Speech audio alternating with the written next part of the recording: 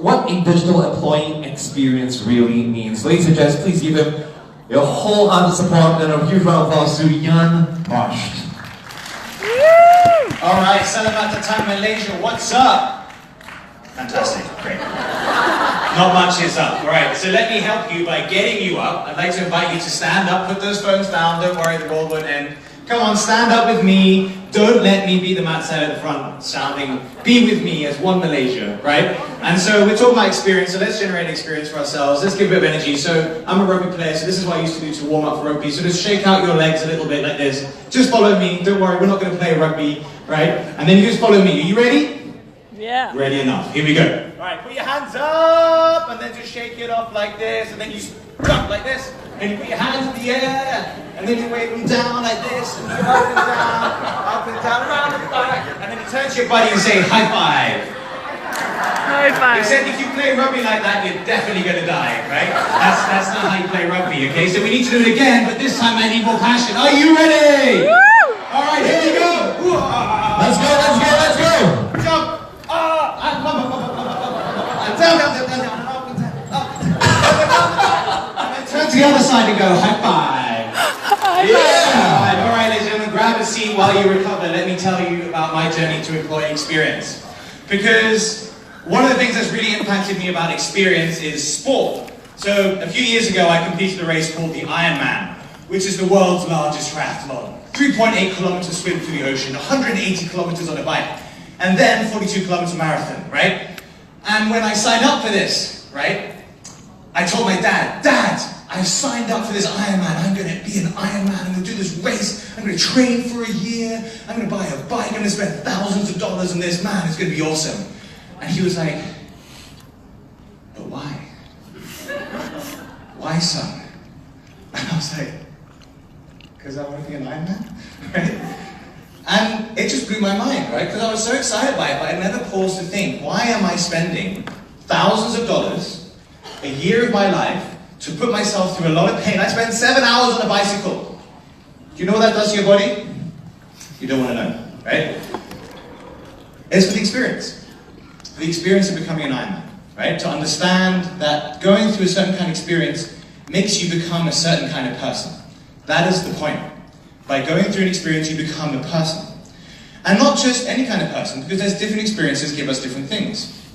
I was in Thailand on holiday with my family, and we went to an elephant sanctuary, right? And you know us white foreigners, right? We love elephant sanctuaries, right? We're like, oh my God, let's save the elephants, right? So what we do is we fly halfway around the world. This is brilliant, okay? We fly halfway around the world to go to an elephant sanctuary. And you know what you do at an elephant sanctuary? This is what you do. You say, hi elephants, and you look at them and they're like, okay, feed the elephant, right? So then you get the food, you pick up the food, you go to the elephant, and you feed the elephant. Okay, not bad, I've never done that before. Then the elephant goes to lie down and you clean the elephant, right? There's 5 of us foreigners scrubbing this elephant down, all right? And this was the best bit, I was like, man, you guys are genius. They're like, okay guys, discover organic farming. Go plant the elephant food in the field. I'm like, yeah, awesome, we do that. And then at the end of the day, we had a great time, right? This is not a criticism, we had a great time, great family day out. It's awesome for elephant sanctuaries. And on the ride home, I was like, what the hell just happened? I just did their job. Think about it, guys. I fed the elephant, I cleaned elephant poop, right? And then I planted the food. So think about it like this, right? Imagine if you're a Thai villager saying, bro, we're not going to feed the elephants anymore. We're going to get people to fly halfway around the world and they're going to feed and clean our elephants for us. And they're going to pay us thousands of dollars for it. What do you think the initial reaction was? Don't think so. Right? And yet, it's true, and it happens. So I think what I try to show with this story is that experience and designing experiences really is completely different to what we're used to. Because there is no sane person that ever would have thought that flying people around the world to clean elephants was a good idea. And so what I want to do is share with you my experience of designing experiences for people and what I've learned along that journey. To make it a bit more, let's say, corporate-y and professional, here is some of the clients and organizations I've been working with. Worked a lot with organizations like ISEC, so very engaged with the Gen Y reality and framework around experiences, but also really the core business of my company, Leadapreneur, is corporations and how you bring fantastic employee experiences to corporations. So let me take you through this journey of what it's all about. So I know we've talked about Industry 4.0, but it's a term that's very, very important. It's coined by the World Economic Forum, and it describes the fact that we are undergoing a new industrial revolution. Right? It's the ultimate plot twist. Okay? No one expected in their lives to go through a revolution that was so extraordinarily different. So if you just want to know the point of the slide without the story, it's this. You will see more change in the next 5 years than Malaysia has seen in decades. It is going to completely rewrite the rules of the globe and how things are done around here. And in order to understand how powerful this is, I think we can go back to understand the lessons of history. So let's look back by using this beautiful diagram to the first industrial age, because we can understand how disruptive that was. If you were an alien arriving at planet Earth a couple of hundred years ago, what was the most powerful empire on Earth? Let's say 400 years ago. Sorry? Christian Empire? British Empire? They came a bit later, we'll get to those guys. The Chinese Empire is the one that rules the world. The Qing Dynasty. It was in fact so great that they basically sent a fleet, some say around the world, some say they only got to Somalia, to try and explore the world, discover, you know what, they're just a bunch of savages out there. We're going to close the Middle Kingdom and not trade with the rest. That's how awesome they thought they were. And then one rainy little island, very far away from here, not very important in the world, industrializes first. Do you know what that island was called? Britain. So why does this tiny island rule 1/3 of planet Earth? The sun never set on the British Empire at its peak. You could walk from Egypt to Singapore and it'll all be British. Why didn't the Chinese conquer Europe? Why didn't China colonize the world?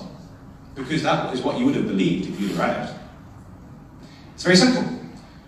The first great global disruption was called colonization.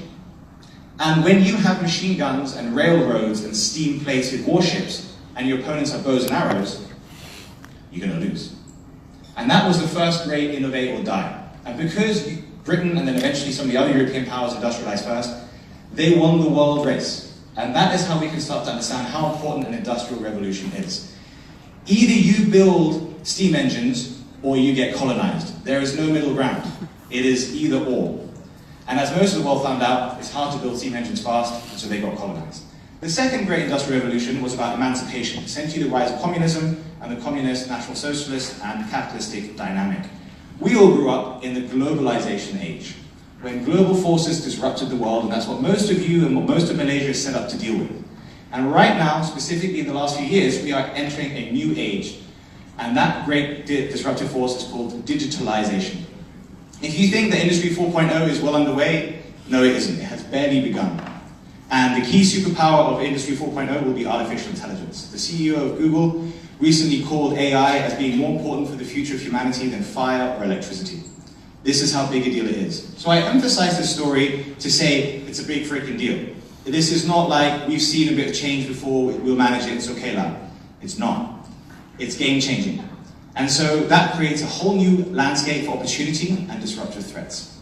So let me tell you a little bit more about what I think digital is all about. Because when we talk about digital, a lot of people get very excited about the technology. But that's, I think, to misunderstand what digital actually means. Digital is not a technology in the same way that just because you have a website or an app, you're going to be successful today. Right? Technology is a tool. What digital really means is a particular value proposition. Specifically, the ability to instantly serve effortlessly individualized solutions at affordable prices. Maybe, if you're my generation, you're like, Jan, I don't understand what that means. Please explain that. And I'll say, of course, allow me to show you. Does anyone here shop online? Can you show me your hands if you shop online? Okay, if you also love, look, keep your hands up, keep your hands up. Keep your hand up if you love going to buy a hairbrush. I felt like I've been into every Walgreens and every possible pharmacy I could find. I can't get a hairbrush. So I was like, right, I'm going online, on this ad, I buy a hairbrush, right? And so, why did I do that? Because I couldn't find the shop. I couldn't find the shop in the amount of time that I had available. Effortless. It's not about creating a painful experience. The second thing to understand is the power of being instant. I want it now. Now. And so that is why most of us stopped using taxis. Even if taxis were the same price as Grab, would you really want to stand in the rain and the sun at a taxi rank, hoping that a taxi will turn up and maybe take you to your destination? Do you guys remember those good old days?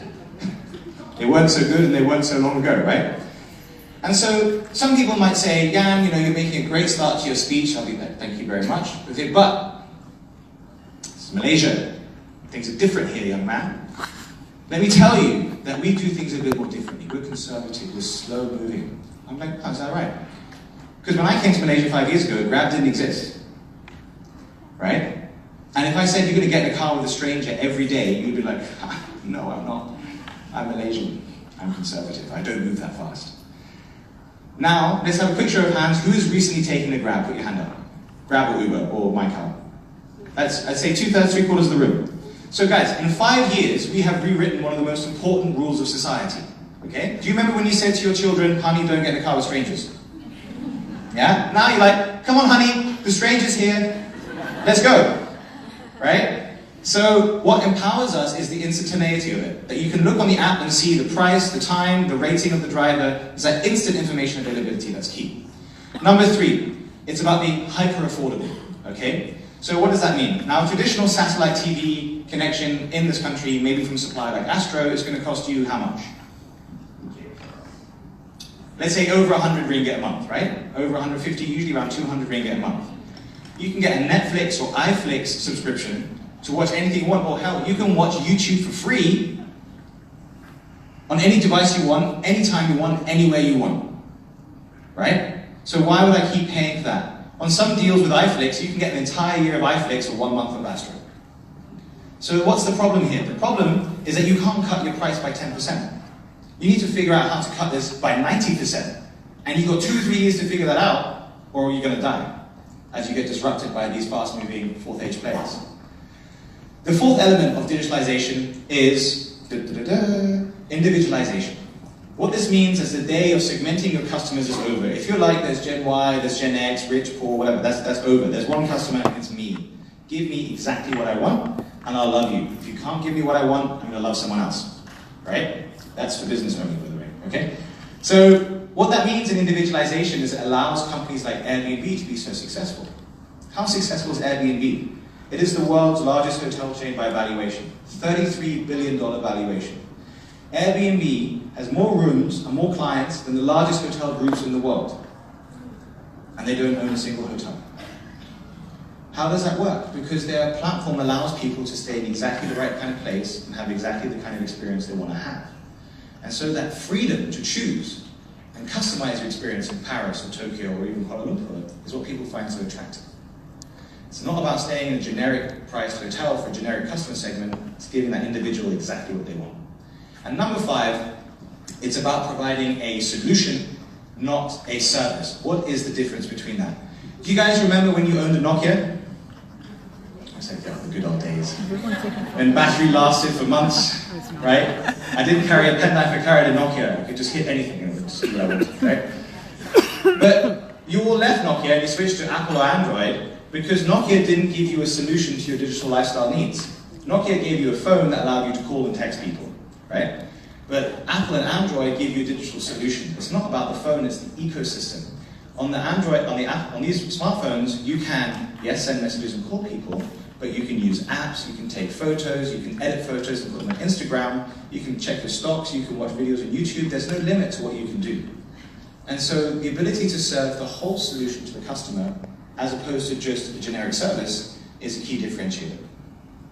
So why am I going through all these detailed examples? Because it's very simple. In Industry 4.0, what we're all trying to figure out is how to do the blue. How can we serve people effortless, instant, affordable, individualized solutions? You get that right, you win. You don't get that right, you're probably going to lose because someone else will. And this also applies to employee experiences. How do we enable our employees to create instant solutions? How do we enable our employees to have individualized experiences? How do we make it affordable for employees to go through an experience both in terms of time and money? These are the key ingredients for me around designing a digital experience. So, here is how you digitalize everything in one slide. Because that's what everyone's saying, right? How do we digitalize everything? So, for me, the key insight is this. you need to mass scale individualization efforts. If you're pushing from the top big individualized projects, digitalization projects down, it's not going to be enough. Instead, you have to go bottom up and allow every individual employee to digitalize in the way that works for them in that particular reality. And that, for me, is really what it's about, providing an employee experience that allows people to figure it out. So what does that mean? What are they doing differently? Number one, the employee cares. Most people and most companies today don't care, right? It's like the big elephant in the room. Like, oh my God, how do we be more creative? Well, because our people don't care, right? And then we need to fundamentally change that emotional engagement in people. So once someone is emotionally engaged and says, I care about making things better, then we have to invite them to create ideas on how they can make things better, help them get support and buy-in for those ideas, that's the lead stage, and then rapidly implement that idea. So if you have 10,000 employees in your customer, that should mean, in my opinion, that 10,000 people are each creating their own individual project. And the trick of the experience framework is to coordinate that all so it's not too chaotic and instead self-organizes itself. But that's the basic key insight for me. That is what it all comes down to. You don't go top down, you go bottom up and you scale it and organize it in that way. So let me give you some examples of where we've been able to do this with our clients. Working with UOB here in Malaysia, we're able to apply this framework and use the employee experience to generate 2.4 million ringgit in 3 months of savings and extra revenue increases. These are real numbers, verified by the CEO, he's in the middle of this picture. And so I show this to you because one of the projects that came out of the employee experience was a partnership with a local fintech company. And so that partnership would not have happened if one of the participants had not been on our program. But what's interesting about this employee, he didn't know anything about fintech. He didn't decide, my destiny is fintech, I'm going to do it. No, he joined our program. He discovered he cared about helping the company grow and be relevant. He created different ideas. One was a fintech partnership, and then he made it happen. And so I think that's a great story of how one person was able to do that. But that one person is always one of many. In Cambodia, we work with a subsidiary of Axiata to create projects in which people can create bigger impact. So one of the participants here, their teams created a project in which restaurants could log in and create their own SMS blasts without having to go speak to the company. So it's a platform in which a restaurant will log in and say, within 1 square kilometer, hit these customers with my special offer for tonight, saying 10% off on whatever restaurant menu they want to say. So decentralized platform, fantastic idea coming from an employee who himself had no previous experience in that area. And in Singapore, you can do some really cool stuff if you really get advanced. Here we were able to get the C-suite involved with the company. And this is basically a high-frequency trading firm that has pivoted into cryptocurrencies. And so what that means is that they've used our program to shift their entire business model. And what drove that is the employee experience themselves. It's the employees talking to each other, caring about making the company better and creating ideas. And so it really is that collaborative effort that drives the outcome. So what am I saying to you so far? I'm saying that the way you digitalize is by letting your employees figure it out. That's what we need to do. That's what I strongly and passionately believe we need to do. We create an environment for that. But unfortunately, we don't do that a lot. And instead, a lot of change at companies looks like this. Does this seem familiar? Conflict, everything's on fire, pain. Yes or no? Yes. Yeah, I don't know. But from my experience, it is like this. And I think what we have to do is address the elephant in the room, which is this. How can I make millions of customers happy if I can't even make 700 people happy? This is what one frustrated head of HR told me, and I thought that was absolutely genius. That summarizes everything, right? So before we launch our next amazing marketing campaign telling customers how much we love them, let's focus on our employees and say, how can we make them great? Because if we can't even deliver wonderful digital experiences to our employees, we're really going to struggle with our customers. And so sometimes that's hard to experience. So this is how I would summarize in 4 key steps. Number 1, if you have a bad employee experience at all levels, right, you're going to get a bad customer experience, right? Because miserable people are not going to make other people really happy. And if your customers are unhappy, in Industry 4.0, they're going to leave and go somewhere else. That's the kicker. Without Industry 4.0, you just have to keep staying with the bank and suck it up. But now with fintech coming through, you can leave your bank and go to someone else. And if your customers leave you, you're going to die. So therefore, let's build great employee experiences and turn that frown upside down. Okay, cool. So what's next for us on this journey?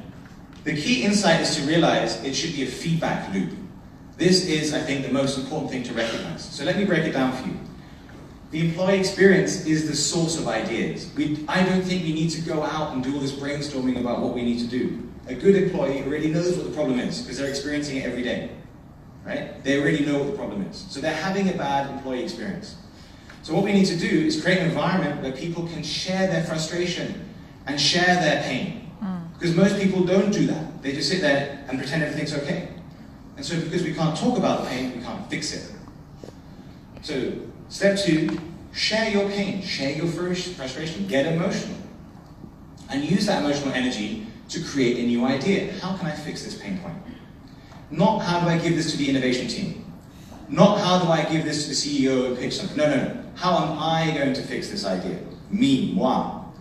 And once you understand that you are empowered and create an idea, guess what? You get on with just doing it. You just do it. And then once you have that in place, you review and adjust accordingly. And this is how you're now transforming the employee experience into a feedback loop. And basically, to digitalize your company, you just need to repeat this at scale. That is the simple insight. Instead, the employee is your sensor saying what you need to change. So how do you scale this up? That's the key question. Notice, by the way, that this could also be a passion cycle. It's not just pain, but the pain is an easier example to understand. So the overall objective here is to use a feedback loop to turn an unhappy employee to empower an employee to transform themselves into a happy person. That's the insight. You're helping them to help themselves. This is the thing that changes everything. So in simple language, we need to stop trying to tell them what to do and stop cascading down, and we need to start empowering people to create their own solutions. This will be the game changer, I believe. So let me give you an example where we've been doing that. So we work with our client here in Malaysia, a fantastic company, Citibank, and we've been working through over 3 cycles now. We're actually in our 4th cycle of this feedback loop. So in our first cycle with Citi, we created $500,000 ringgit of innovation. In cycle 2, we created just over 2 million ringgit, and now recently we hit over 5 million ringgit, and we continue to scale up. Because you can actually calculate the value of these employee projects, right? It's a revenue increase here, it's a cost saving there, but they all add up. And so if you're really scaling this, then you can deliver some really, really exciting possibilities. And more importantly comes the strategic perspective. Because these are the numbers that I think any board should be aiming for. If you want to ask me, what are the 3 numbers that matter most for our digital efforts? These are the 3 numbers. Number 1, you need 30% of your people to be level 3 leaderpreneurs. That's basically someone who has the skills to create, lead, and deliver change, as opposed to traditional managers. 30%. So if you have 10,000 people, that means you need about 3,000, 3,500 leaderpreneurs. 30 is not going to make any difference at all. Scale is important. So if you have 3,500 leaderpreneurs, each doing 1 change project a year, now you have 3,500 digitalization projects. And now some really interesting things can happen in that ecosystem. The second thing you need to do is set aside 1 day a week for this change to happen. If we're going through that feedback loop, you can't just say to an employee, yeah, but figure out your own time, mate, between 6 and 9 p.m. Because they're going to say, no thanks, I'm going home to see my kids. So if we want employees to care about the company, we have to care about the employee and give them the space and time to deliver the transformation. And then number 3, you need to put 10% of your annual revenue into these transformation efforts. That is the level of budget I'm talking about to empower your company to change itself. If you're not close to these numbers, I don't think you're going to make it into Industry 4.0. McKinsey and lots of other big famous companies have clearly announced over 50% of companies will die in the next 5 to 10 years because they don't digitalize. Doesn't matter how big you are, doesn't matter how prestigious you are, doesn't matter how old you are. If you don't make this shift, you won't make it. And so for me, these are the key numbers in driving that shift. Have you got enough good people, spending enough time and money on driving digitalization? That's it. So how do we actually engage these people? What is the secret mechanic? The secret is to realize it's not here, it's here. This is what awakens people to change. And so this is what we call the ego formula at Leadapreneur. The chances of someone upgrading into Industry 4.0 is a function of emotion and ego. On the top here of this equation, you will see fear and desire. We need to activate emotion. The terrifying thing is that at most companies, nobody's terrified. It's just nothing. right? You feel that awkwardness? That's how I feel when I go meet companies. I'm like, it's okay. I'm like, guys, this is the greatest opportunity or the greatest threat of your lifetimes. Embrace it. So awaken that emotional energy and say, yes, we need to be scared, but we also need to be excited and desirous for a better future. And then on the other hand, we have to learn to drop our egos. Because if we go in swaggering thinking we know everything, we won't be able to learn fast enough to change. And so I've definitely had to go through this journey, and I still work on it every day to try and reduce my ego, because it's a difficult one to tame. But tame it we must nevertheless. Because by reducing our ego, we are become humble enough to listen and truly learn. And so if you want to put some numbers into this equation, have some fun, you could say low is 1, medium is 2, high equals 3. So if you want to really maximize the chance of success, someone should be really scared and really excited about the possibilities of Industry 4.0. And they are undergoing an employee experience that allows them to reduce their ego and feel safe and comfortable. So they score 1. So that will create 9 over 1, which over 9 as a total is a 100% chance.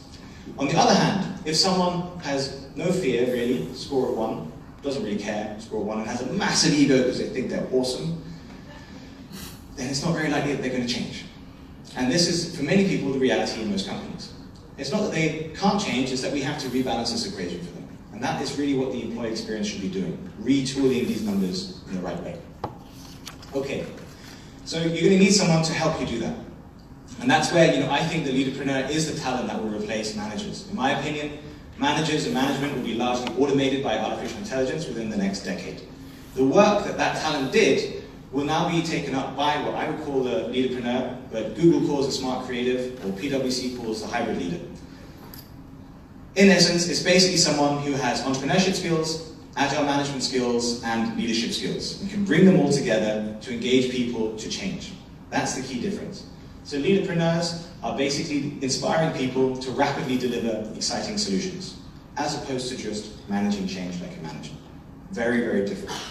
So if you want to get your company to succeed, in my opinion, I'll be transparent, I am from Leaderpreneur, but I'm dedicating my life to it. This is what I think you need, this kind of talent. Okay, so let's bring things to an end with my 5 top tips for designing a fantastic employee experience. I think it's really about saying that we want to ensure that we are able to rapidly change the company.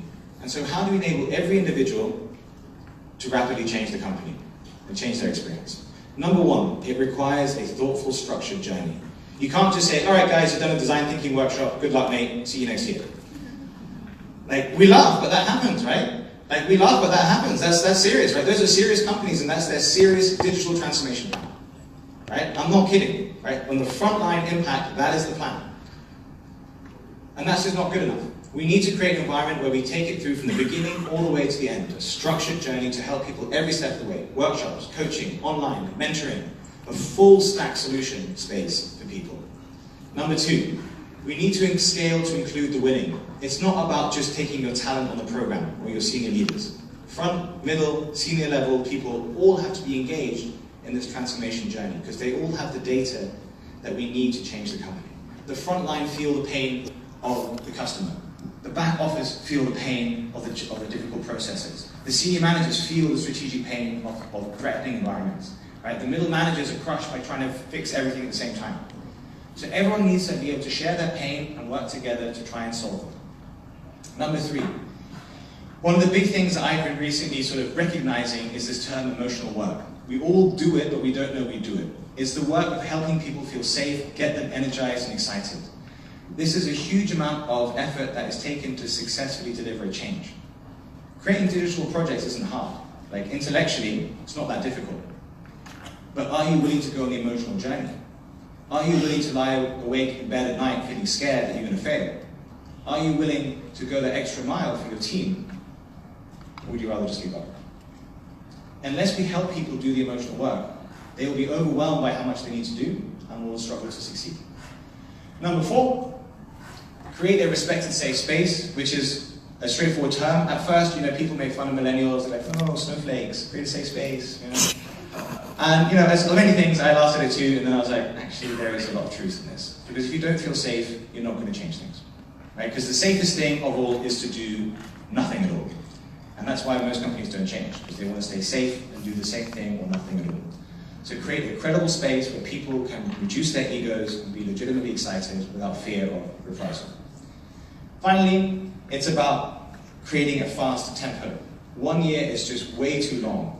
Change needs to be delivered in 3 months. And the way you do that is you take big projects and you break it down into 3-month chunks.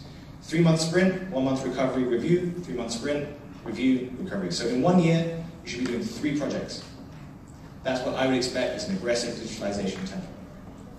Okay, so in summary, what have I shared with you today? I have shared that I think ultimately to succeed in digitalizing, we have to empower employees to be able to own their transformation experience. This is, I think, what's really important. It's no longer employees or profit. It's we use our employee experience to generate profit. And then I gave you some examples of the projects that we've done that. If you can do that, you'll be super successful. If you can't, I think you'll lose both profit and your people. Number 2, it's not about trying to say we're going to cascade it down. Let it come from the bottom up. Let the people speak. Your talent knows what to do. Or they have a piece of the puzzle and can connect with their colleagues to figure out the greater puzzle. So it's about getting out of the way and empowering them to make things happen. And finally, of course I will say this, but I do believe sincerely that to lead this kind of transformation effort, we need a new kind of talent, and I do believe that kind of talent is the leaderpreneur. If you build enough of them, you build an ecosystem of them, then you have a real chance of making it into this awesome new future. Thank you very much. That's the end. Thank you very much, Jan. Of course, stay on stage. We're going to do a quick Q&A session. Anybody has any questions from the floor? From maybe you want